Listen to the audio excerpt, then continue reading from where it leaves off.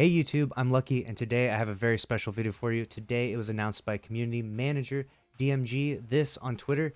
He says seasonally trials will be on a 6-map rotation. Loot will continue to rotate somewhat randomly, and second chances for those triumphs. Go get them.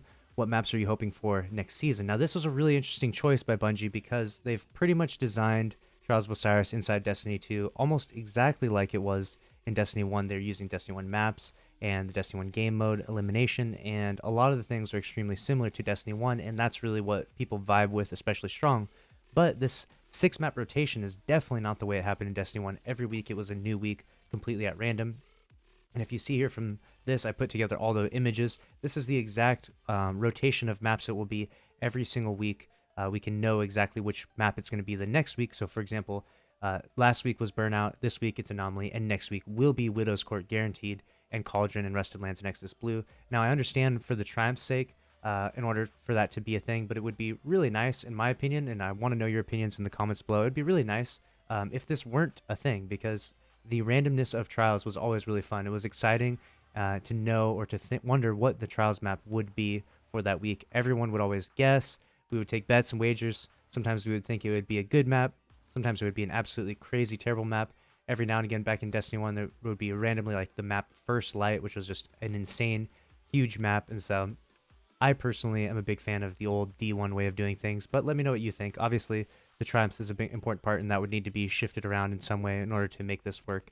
But I can't help but think that this is definitely a bad decision. I saw a lot of backlash and feedback on this on Twitter, and hopefully Bungie hears that, and hopefully they change this, because truly one of the most fun parts about Trials is seeing the meta change and seeing weapon loadouts and strategies change depending upon the change of maps. You know, we get so accustomed to the way certain people play and the way that certain maps go, based on, you know, strategies and whatever the strongest weapons are. But it's nice to see a change in the meta. It's nice to see a change in the maps. You know, extremely big maps are definitely not my favorite. Definitely not the community's favorite, I think. You know, I could be wrong, but it seems like extremely big maps are not favored.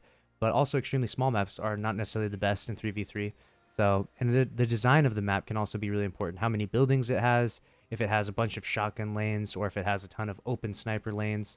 It really kind of depends on a whole different variety of reasons why people think certain maps are good maps and bad maps. But it's also especially fun to just make a random map a Trials map and find out if it's good. Like a good example is Anomaly.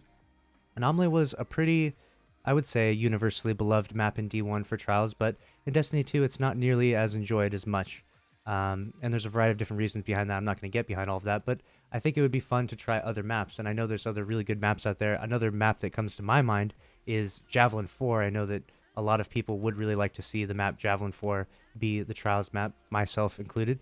Maybe you agree, maybe you disagree, but I think that would make a really good Trials map. But in this current blueprint, after the first 6 weeks, we know exactly what the Trials maps are going to be for the rest of the entire season.